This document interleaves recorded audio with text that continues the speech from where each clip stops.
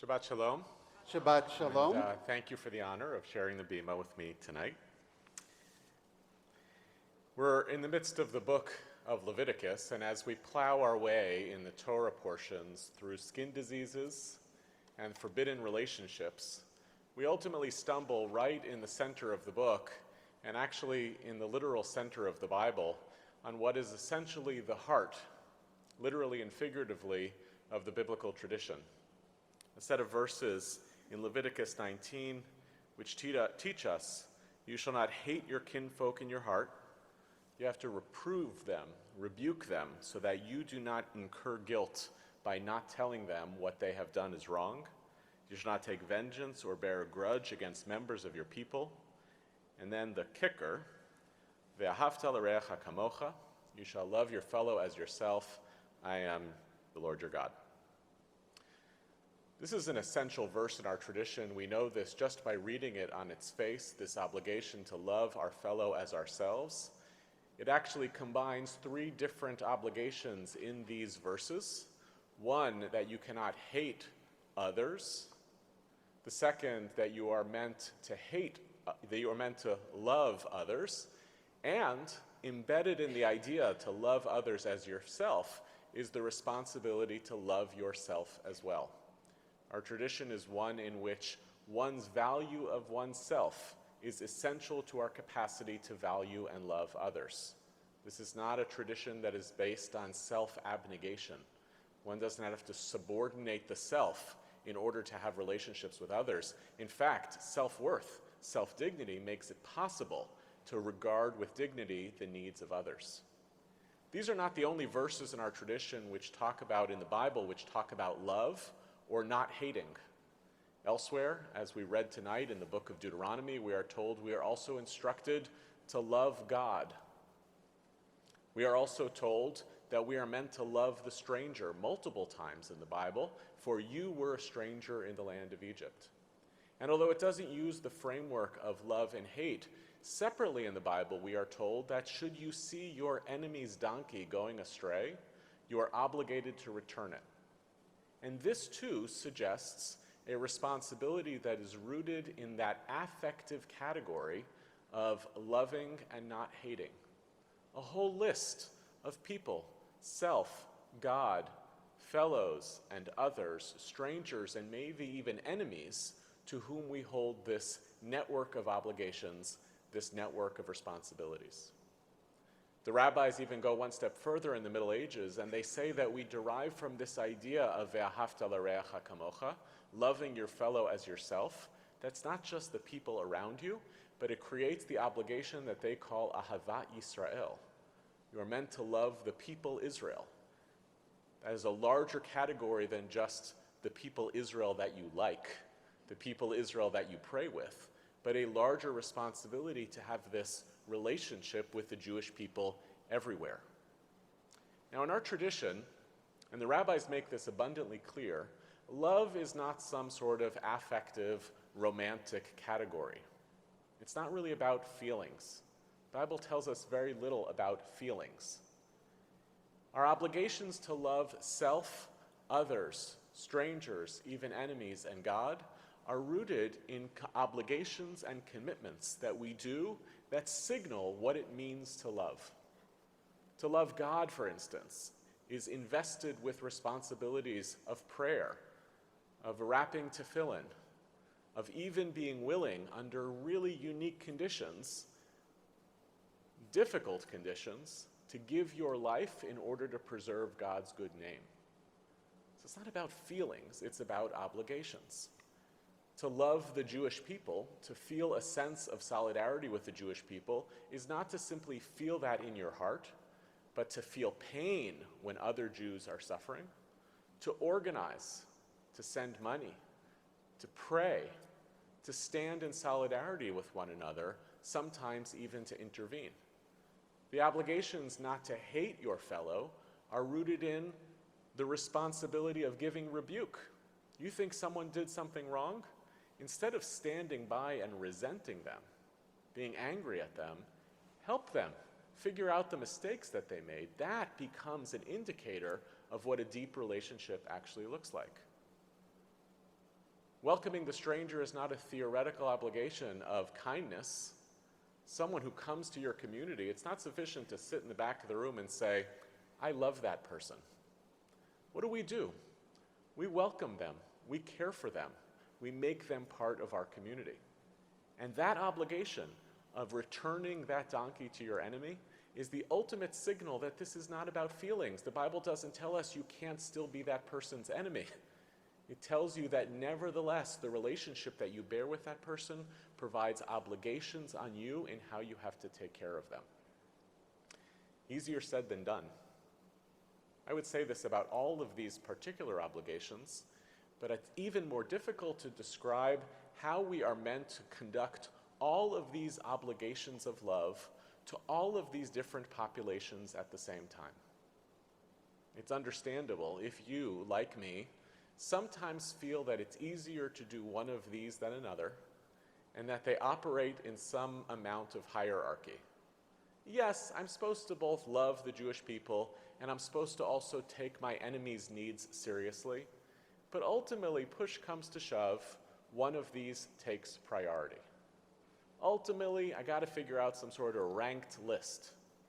Or maybe there are times when it's just too difficult to hold on to some sense of not only affective sensibilities towards others, but even to commit to the set of responsibilities and obligations that come towards those others. Goodness knows the past 18 months have been a window into the difficulty of holding on to all of these commitments at the same time. I watched in the early days following the outbreak of the war as some Jews, perhaps in this community, I don't know, but certainly around the country and around the world, began to organize and mobilize with the solidarity that is described as Ahavat Yisrael, care and love for the Jewish people, who witnessed the suffering after October 7th and showed up not just with that sense of pain, the feeling that some of our sages describe that when one part of the Jewish people is hurting, it is like limbs of the same body. And therefore we scream in pain as a demonstration of the relationship that we hold across difference. That was an expression of Ahavat Yisrael, and others had a very hard time doing that. Did not feel it, could not connect to it, and that generated tremendous disconnection between people. How dare you not express your love and affection towards the Jewish people with the way in which I feel that pain and with the solidarity that I am demonstrating? As the war has gone on, it has been very difficult for some who feel a deep sense of love and solidarity with the Jewish people to feel a sense of love and solidarity for innocent Palestinian victims throughout this war. And those folks who feel deeply the burden of obligation of love towards all of God's creatures, and even those who find themselves on the other side of a conflict with our people, those folks are listening to this biblical obligation, this burden of feeling and responsibility, and cannot understand why others of the Jewish people simply cannot get out of the story of internal solidarity to understand what that obligation of responsibility to others looks like. We are, in other words, caught as a community, as in a people, between two obligations of love that feel as though they are in hierarchical relationship differently for all of us, in competitive relationships with all of us. Some feel burdened heavily by that responsibility for self-love, which gives us the obligation of self-defense and self-preservation in order to make possible the care and love for others, and others see the expression of that self-love as elevated among all of these other obligations towards love and commitment. It's easier to characterize what you think someone else is doing as a failure to abide by the responsibilities of love, to characterize it as hate. It is harder to recognize that others are fulfilling the obligations of love differently than you. And to think about what it means for us as a people to be negotiating what oftentimes feel like paradoxical, or at least competing commitments that the Bible is investing us to hold all at the same time. Is there sufficient love in our hearts? When Esau comes to his father for a blessing, following the deception that Jacob has done to steal the blessing from him, a number of deceptions, one of the most tragic verses in the Torah is that Esau cries out to his father and says, "Have you no blessing left for me?" Why do we interpret, as humans, love and empathy as somehow finite categories? Why do we feel as though expressing our love and commitment to God, to our fellow, to our people, to our neighbors, to our strangers, and even to our enemies, and the obligations that come with it, why do they seem to demand of us that some will exhaust all of those resources, leaving little behind for others? It's an extraordinary story that's told in the Talmud, in the 4th century, the Jerusalem Talmud, about a very complicated sage named Shimon ben Shetach, Shimon the son of Shetach. Now you have to know, Shimon ben Shetach is kind of a peoplehood guy. He's a partisan, a loyalist. He stands up against the assimilationist trends of his time. He even is known for doing violent things to the enemies of the Jewish people. Shimon ben Shetach is approached by his students. You see, he was a cotton trader. It used to be that for a rabbi, that was a part-time job, and you needed a real job to pay the bills. Shimon ben Shetach was a cotton trader, and his students, out of their love for him, purchased him a donkey. And the donkey would enable him to actually do his business more efficiently, so he would have more time for the real work of Torah study and teaching, which is a way of saying for loving God. Their love for him generated this gift to enable him to expand the parameters of his love. When they bought the donkey, they discovered that atop the donkey, there maybe embedded in the saddle was a precious gem. The students rejoiced, and they brought it excitedly to their teacher. I should say they purchased the donkey from a non-Jew. The Talmud says, from a certain Syrian. They brought the donkey to their teacher, rejoicing. "Teacher," they said, "you never have to work a day in your life." He said, "Why?" He said, "Well, we bought you this donkey, and we discovered that there was a precious gem on it." He says, "Well, does the owner know?" And they said, "No." Shimon ben Shetach's first answer to his students, to his disciples, is return it. That is the first answer that the text gives us, and the next two answers that emerge reflect different answers to the same question. Now that may seem obvious to all of us.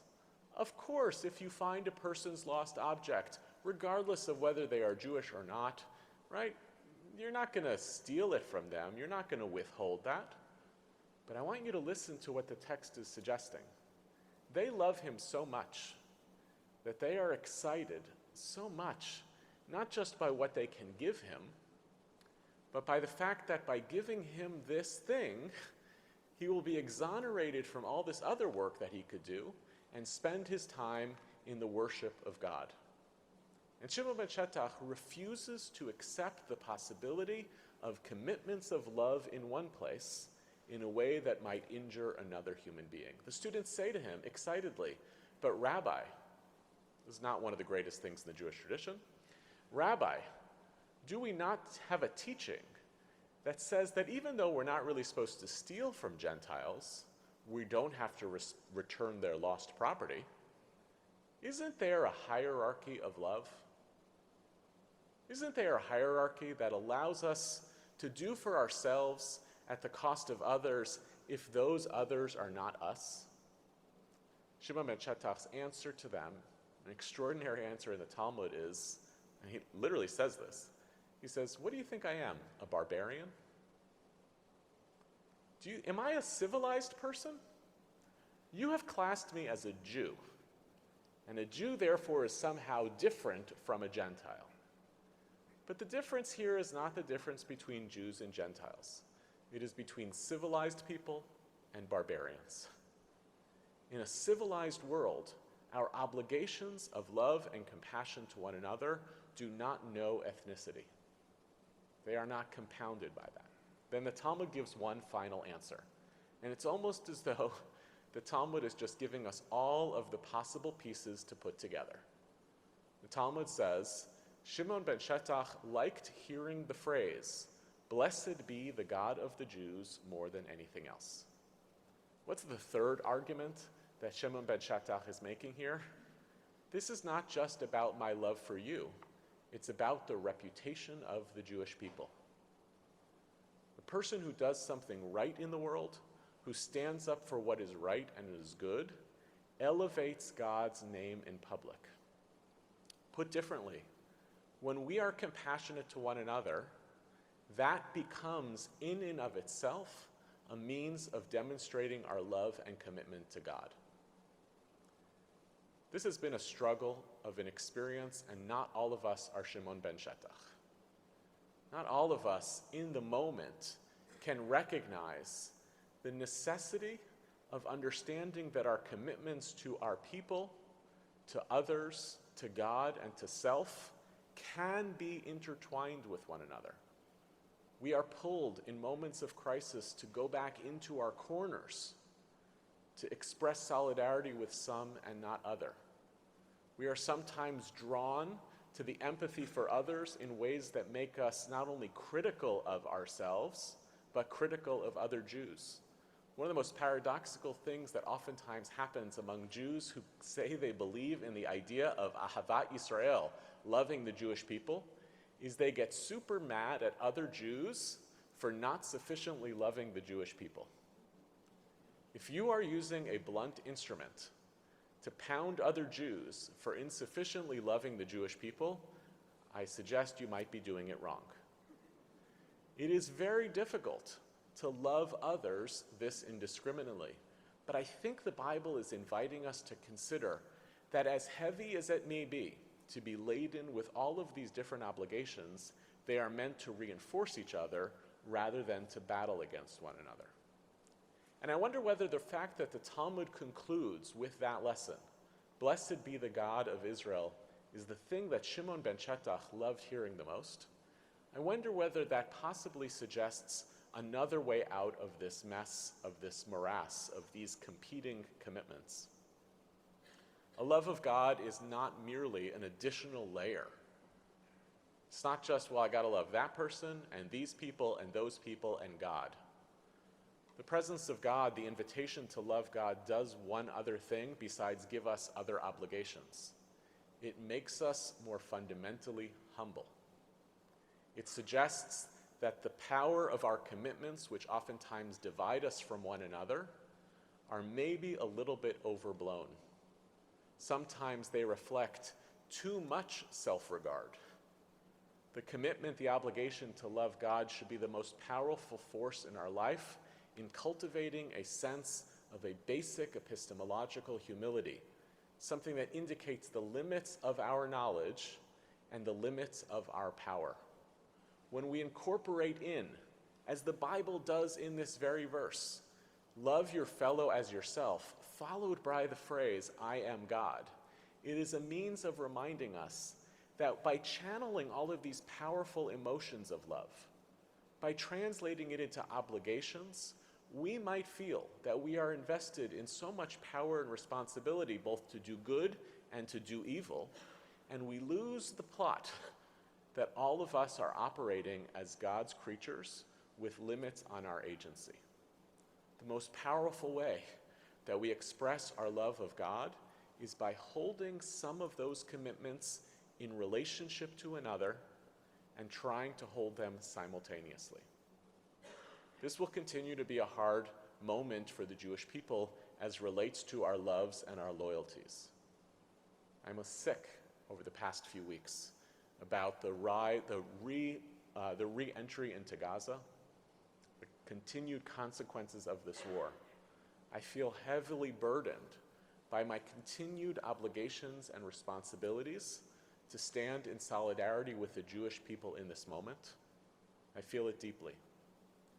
I feel deeply burdened by the suffering that this war has brought to our hostages, to civilians on both sides of this conflict, to friends and family and loved ones around the world who are implicated by this story. I feel burdened by the obligations that I hold not just to my own, but to others. And I wonder, maybe I'm grasping, but I wonder whether some regard for the force of humility that comes when we introduce into our hearts the obligation to love God as well, that maybe that too cracks us open enough to be able to fill our hearts with all of these loves. At least we should try. Shabbat Shalom.